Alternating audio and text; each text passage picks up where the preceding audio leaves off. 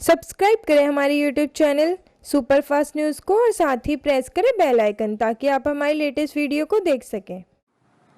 नमस्कार दोस्तों, स्वागत है आपका सुपरफास्ट न्यूज़ के इस डेली बुलेटिन में। चलिए दोस्तों, जानते हैं आज की महत्वपूर्ण खबरें। पहली खबर की बात करें तो वो गैस लीक मामले से आ रही है। गैस लीक मामले में एनएचआरसी ने आंध्र प्रदेश और केंद्र को जारी किया नोटिस। हरकत में आई सरकार। आंध्र प्रदेश में गैस लीक होने के मामले में राष्ट्रीय मानवाधिकार आयोग एनएचआरसी ने स्वतः संज्ञान लिया है। एनएचआरसी ने आंध्र प्रदेश सरकार और केंद्र सरकार को नोटिस जारी कर 4 सप्ताह में बचाव और राहत कार्य तथा घटना पर हुई कार्रवाई पर रिपोर्ट मांगी है। एनएचआरसी ने गैस लीक की घटना को लोगों के मानवाधिकार का उल्लंघन बताते हुए कहा, कोरोना महामारी के दौरान गैस लीक की यह दुर्भाग्यपूर्ण घटना लोगों के लिए बेहद दुखदायी है। आयोग ने आंध्र प्रदेश के मुख्य सचिव को नोटिस जारी कर बचाव कार्य, पीड़ितों को चिकित्सीय सहायता और प्रभावित लोगों के पुनर्वास पर विस्तृत रिपोर्ट मांगी है। साथ ही राज्य के डीजीपी को नोटिस जारी कर कहा है कि वे 4 सप्ताह में आयोग को घटना में दर्ज की गई एफआईआर और जांच की स्थिति के बारे में सूचित करें। इसके अलावा केंद्र सरकार के कॉर्पोरेट मंत्रालय को नोटिस जारी कर पूछा कि वह ये जांच कर आयोग को रिपोर्ट दें कि इंडस्ट्रियल यूनिट के संचालन के बारे में तय नियम कानूनों का पालन हो रहा था कि नहीं। आयोग ने सभी से 4 सप्ताह में रिपोर्ट मांगी है। दोस्तों, अगली खबर का रुख करें। इस साल एचसीएल धीमी रफ्तार से 15,000 फ्रेशर्स को देगा नौकरी। कर्मचारियों की सैलरी बढ़ाने और प्रमोशन पर फैसला जुलाई में होगा।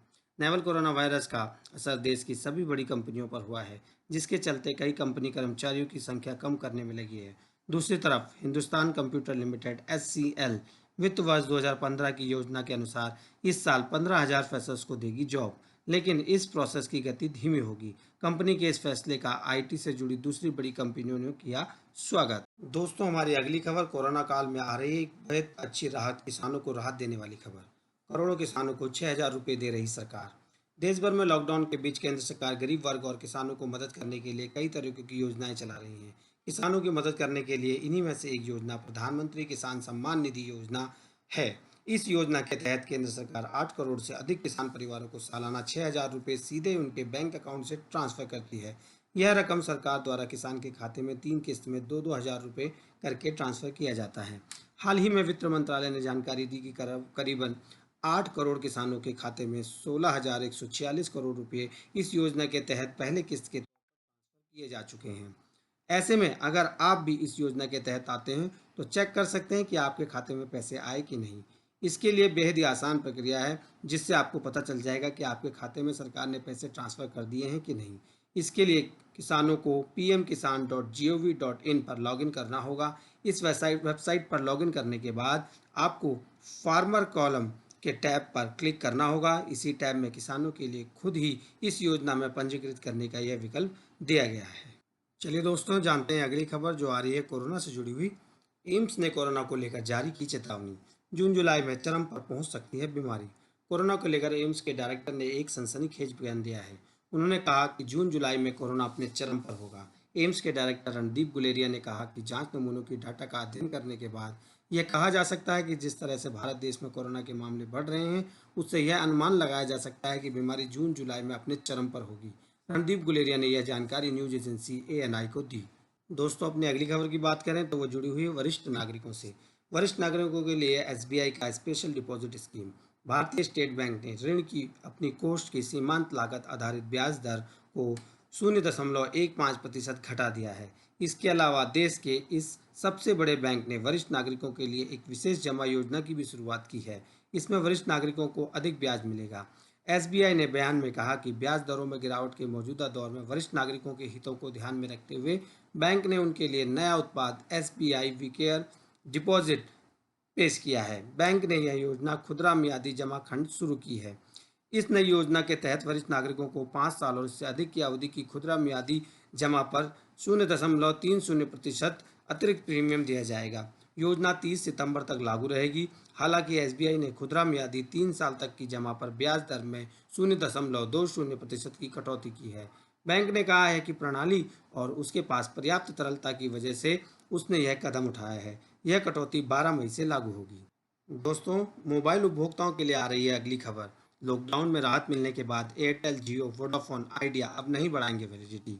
लॉकडाउन के दौरान वोडाफोन आइडिया, एयरटेल और रिलायंस जियो समेत सभी टेलीकॉम ऑपरेटर्स की ओर से प्रीपेड उपभोक्ताओं को सारी सुविधाएं मिल रही थी। अब लॉकडाउन में राहत मिलने के बाद कंपनियों ने इन सुविधाओं को आगे नहीं बढ़ाने का फैसला लिया है।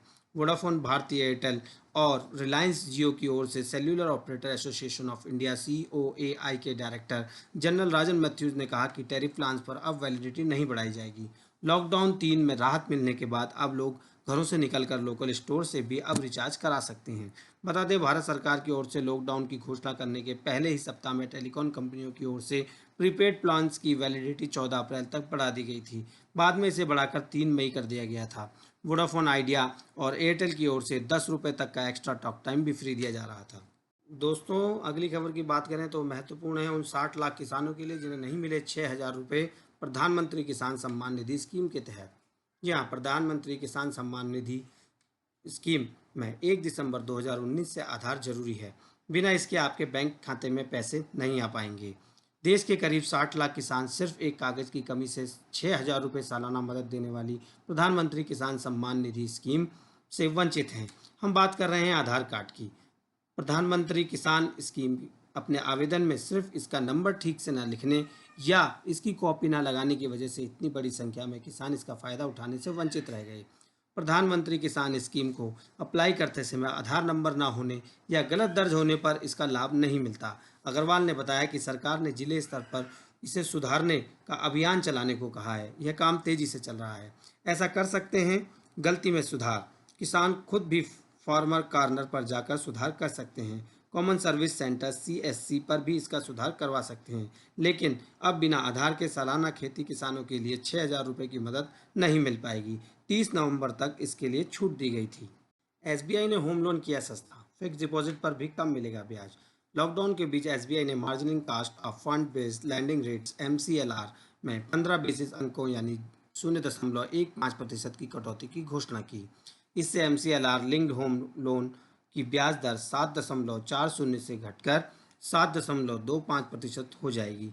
नई ब्याज दर की दरें 10 मई से लागू होंगी। यह बैंक द्वारा MCLR में लगातार 12वीं और वित्त वर्ष 2020-21 की दूसरी कटौती है। MCLR ही पर्सनल, ऑटो और होम लोन जैसे कर्ज के लिए प्रमुख आधार दर होती है। इससे पहले लॉकडाउन की वजह से बाजार में नकदी के फ्लो की कमी को दूर करने के लिए RBI मार्च में रेपो रेट 0.75% तक की कटौती कर चुका है। दोस्तों, अगली खबर का रुख करें तो एक बहुत महत्वपूर्ण खबर है। जी हाँ, मौसम विभाग ने POK के गिलगिट बल्टिस्तान और मुजफ्फराबाद के लिए भी वेदर बुलेटिन जारी किया और कहा यह भारत का हिस्सा। भारतीय मौसम विभाग IMD ने अपने वेदर बुलेटिन में पहली बार पाक अधिकृत कश्मीर POK के इलाकों को शामिल किया है। IMD के डायरेक्टर जनरल मृत्युंजय मोहपात्रा ने गुरुवार को बताया कि मौसम विभाग ने गिलगिट बाल्टिस्तान और मुजफ्फराबाद के लिए भी मौसम की भविष्यवाणियां शुरू कर दी हैं। IMD का यह कदम भारत के इस स्टैंड के मद्देनजर अहम है कि POK भारत का हिस्सा है। यह कदम तब उठाया गया जब पाकिस्तान की सुप्रीम कोर्ट ने गिलगिट और बल्टिस्तान में इसी हफ्ते चुनाव की घोषणा की है। भारत सरकार ने इस फैसले पर कड़ा विरोध भी जाहिर किया था। मोहपात्रा ने बताया कि IMD पूरे जम्मू कश्मीर और लद्दाख के लिए बुलेटिन जारी करता है। हम अब गिलगिट बल्टिस्तान और मुजफ्फराबाद के लिए भी बुलेटिन जारी करेंगे क्योंकि ये भारत का हिस्सा है। लंबे समय से IMD पाकिस्तान, अफगानिस्तान, बांग्लादेश, नेपाल के लिए मौसम की चेतावनियां जारी करता रहा है। पिछले 2 दिनों से हमने यह जानकारियां अपने रीजनल बुलेटिन में भी देनी शुरू कर दी हैं। पिछले साल अगस्त में जम्मू कश्मीर के 2 केंद्र शासित प्रदेशों में बदलने के बाद पूरे जम्मू कश्मीर और लद्दाख इलाके के लिए मौसम संबंधी भविष्यवाणियां बुलेटिन में दी जा रही हैं। अगली खबर दिल्ली से। अब दिल्ली में शराब के ठेकों पर भीड़ हो सकती है कम, सरकार खोलेगी सभी दुकानें। दिल्ली में शराब की दुकानों पर उमड़ी बेतहाशा भीड़ के बावजूद शराब की दुकानों को फिलहाल बंद नहीं किया जाएगा।